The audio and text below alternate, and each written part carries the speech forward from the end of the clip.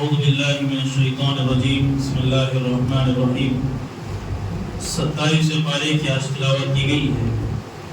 اس میں سورۃ النجم میں اللہ رب العالمین نے یہ بات بیان فرمائی کہ جو انسان محنت کرے گا اس کا پھل اس کو دنیا میں ملے گا۔ ایمان کا بدلہ بندے کو آخرت میں ملے گا۔ دنیا میں جو بندہ محنت کرے گا اسے اس کا پھل ملے گا، چاہے وہ ایمان والا ہو یا ایمان والا نہ ہو۔ وَأَن لَيْسَ لِلْإِنسَانِ إِلَّا مَا سَعَى، انسان کو وہی ملے گا جس کی وہ کوشش کرے گا۔ اور رہی بات ایمان کی، تو بسا اوقات ایمان کی وجہ سے بندے پر دنیا میں بے شمار رحمتیں اترتی ہیں اور آخرت میں تو اس کے لیے ثواب ہے، لیکن ایک بنیادی بات یہ ہے کہ جو محنت کرے گا اس کو پھل ملے گا، چاہے اس کی زندگی میں ایمان ہو یا نہ ہو۔ پھر آخر میں اللہ رب العالمین نے سورۃ الحدید میں ایک انسانی زندگی کا سرکل بیان کیا کہ انسان کی جو زندگی ہے وہ کن مراحل سے گزرتی ہے، اللہ نے اس کو بیان کیا، اور وہ بیان کر کے اللہ نے ایک مثال سے بات واضح فرمائی کہ دنیا کی کیا حقیقت ہے، ایک مثال سے اللہ نے سمجھائی ہے کہ اعلموا انما الحیات الدنیا لعب ولہو وزینۃ وتفاخر بینکم وتکاثر فی الاموال والاولاد۔ دنیا کی زندگی کیا ہے؟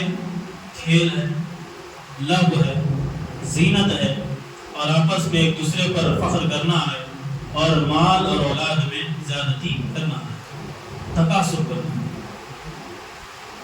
5 چیزیں اللہ نے بیان فرمائی۔ انسان کی پوری زندگی جو ہے 5 چیزوں کو مشتمل ہے۔ کہ ایک بچہ پیدا ہوتا ہے لعب، تو کھیل شروع ہو جاتا ہے اس کا، رینگتا ہے بچہ، کبھی منہ سے آواز کرتا ہے، کبھی ہاتھوں سے اشارہ کرتا ہے، وہ ایسا کرتا ہے جیسا وہ کھیل رہا ہے، تو یہ زندگی۔ پھر آگے تھوڑا بڑھتا ہے لہو، پھر وہ کھلونے چاہیے اس کو، کھیلنے کے لیے بچے کو کھلونے چاہیے، پھر وہ کھلونوں سے کھیلتا ہے۔ پھر ایک عمر پہ پہنچتا ہے وہ زینت، تو تھوڑا سا فیشن کرتا ہے، تھوڑا زینت اختیار کرتا ہے کہ بننا، سورنا، سجنا، اپنے آپ کو سجانا، کسی بھی اعتبار سے تیار کرنا، وغیرہ۔ یہ ایک اسٹیپ ہوتا ہے، یہ 18 سال 20 سال یہ اس وقت کا یہ مرحلہ ہے۔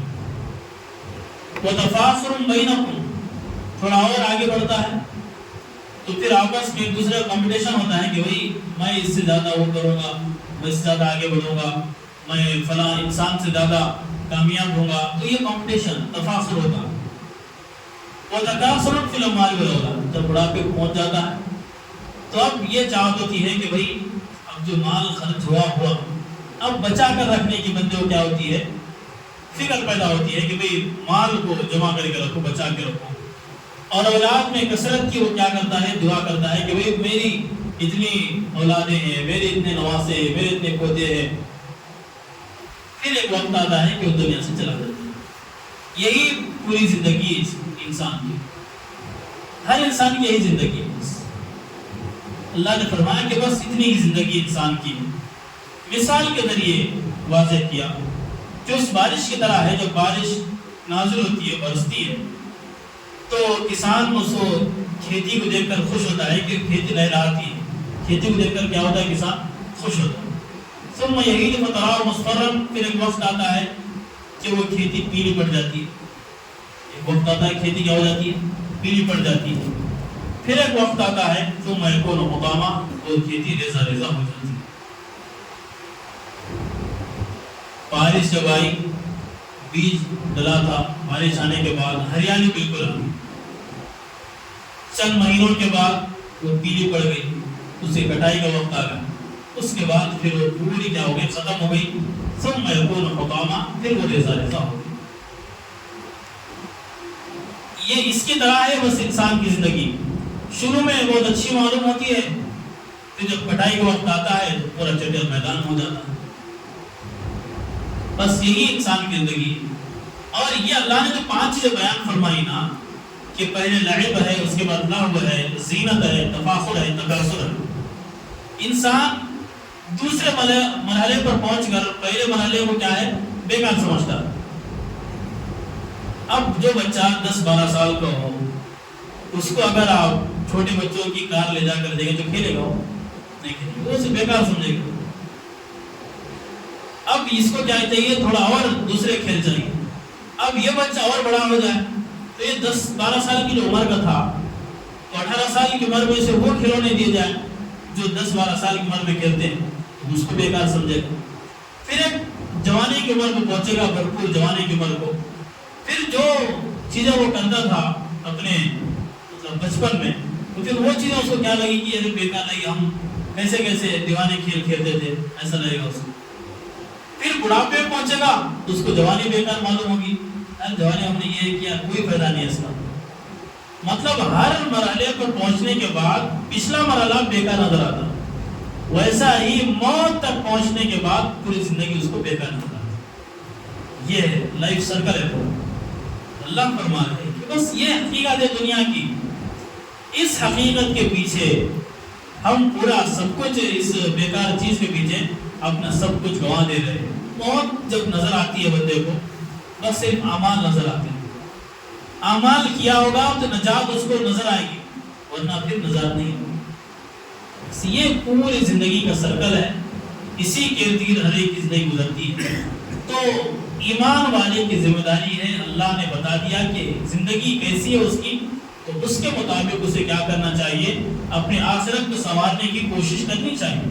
پھر اللہ نے آگے فرمایا وَفِي الْآخِرَةِ عَذَابٌ شَدِيدٌ وَمَغْفِرَةٌ مِنَ اللَّهِ وَرِضْوَانٌ۔ آخرت میں دو ہی طرح کے لوگ ہیں، یا تو جنت میں جائیں گے یا جہنم میں جائیں گے۔ وَمَا الْحَيَاةُ الدُّنْيَا إِلَّا مَتَاعُ الْغُرُورِ، فرمایا دنیا کی زندگی دھوکے کے علاوہ کچھ نہیں ہے، یہ دھوکا ہے، دھوکا، قدم قدم پر دھوکا ہے۔ ایک دوسرے مرحلے پر پہنچ رہے ہیں تو پہلے مرحلے کو ہم بیکار سمجھ رہے ہیں، تیسرے پر پہنچ رہے ہیں تو دوسرے کو بیکار سمجھ رہے ہیں، چوتھے پر پہنچ رہے ہیں تو تیسرے کو بیکار، پانچویں پر پہنچ رہے ہیں تو چوتھا بیکار، جب موت نظر آئی تو سب کچھ بیکار۔ یہ حقیقت ہے زندگی کی، یہ اتنی سی حقیقت ہے، یہ دھوکے کا سامان ہے، اس کے پیچھے ہم پڑھ کر اپنی آخرت کو گنوائیں گے تو بھئی کوئی فائدہ اس میں ہونے والا نہیں ہے۔ آخرت میں دو ہی ہے، ایک ماں دو ٹکڑے، یا تو جنت کا فیصلہ یا جہنم۔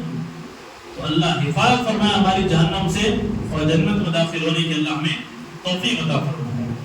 تو اور ایک بات اس سے پہلے عرض کرنی تھی، وہ یہ ہے کہ ایک آیت ہے سورۃ الحدید کی آیت نمبر 16، ایک بہت ہی اہم آیت ہے، یہ ایک ایمان والے کے ایمان کو جھنجھوڑتی ہے کہ بھئی ہمارے پاس اللہ کی آیات آ چکی ہیں، سب کچھ آ چکا ہے، کیا ابھی وقت ہمارے پاس نہیں آیا کہ ہم اللہ کی باتوں کو مان لیں؟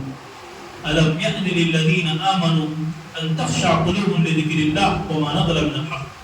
اللہ فرما رہے ہیں کیا ایمان والے کے لیے ابھی وقت نہیں آیا کہ ان کے دل اللہ کے ذکر سے ڈریں، اللہ کی یاد سے ان کے دلوں میں لرزہ طاری ہو؟ وَمَا نَزَلَ مِنَ الْحَقِّ، جو کچھ حق نازل ہوا ہے اس کو قبول کرے، وہ کیا ابھی وقت نہیں آیا؟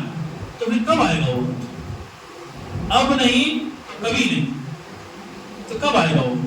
اور اللہ نے آگے فرمایا وَلَا يَكُونُوا كَالَّذِينَ أُوتُوا الْكِتَابَ مِنْ قَبْلُ فَطَالَ عَلَيْهِمُ الْأَمَدُ فَقَسَتْ قُلُوبُهُمْ۔ ایمان والوں، تم ان لوگوں کی طرح مت ہونا جن کو تورات انجیل دی گئی لیکن انہوں نے اس کی جس طرح قدر کرنا چاہیے تھا اس طرح قدر نہیں کی، ان پر ایک عرصہ دراز گزرا، اس کے نتیجے میں ان کے دل سخت ہو گئے۔ آدمی بغیر ہدایت زندگی گزارتا ہے تو دل سخت ہو جاتا ہے۔ تو ہدایت آ گئی ہے، سب معلوم ہے، نماز پڑھنا معلوم ہے، روزہ رکھنا معلوم ہے، زکوٰۃ دینا معلوم ہے، اللہ نے نوازا ہے تو حج کرنا معلوم ہے، سب کچھ معلوم ہے، لیکن عمل ہم نہیں کر رہے ہیں۔ بڑا طبقہ ہے کہ ایمان والوں کا جو صرف نام کے مسلمان رہ گئے ہیں، کام ان کی زندگی میں کوئی بھی نہیں ہے۔ ویسے لوگوں کو اللہ کی طرف سے یہ پیغام ہو رہا ہے کہ کیا ابھی وقت نہیں آئے ایمان والوں کو کہ ان کی دل اللہ کے یاد سے ڈرے، اللہ کی یاد سے، اور جو کچھ اللہ نے حق نازل کیا ہے اس کو قبول کرنے والے بنے؟ کیا ابھی وقت نہیں آیا؟ یاد رکھو، اگر نہیں اختیار کرو گے تم عمل، عبادت نہیں کرو گے تو پھر تمہارا وہی حال ہوگا جو اہل کتاب یہود و نصارہ کا حال ہوگا۔ اللہ حفاظت کرو۔ تو جو باتیں بیان کی گئی زندگی کے تعلق سے کہ جو لائف سائیکل اللہ نے بیان کیا ہے، چند روزہ سامان ہے، باقی سب ختم ہونے والی چیز ہے۔ اللہ ہم تمام کو موت سے پہلے موت کی تیاری نصیب فرمائے۔ وآخر دعوانا الحمدللہ رب العالمین۔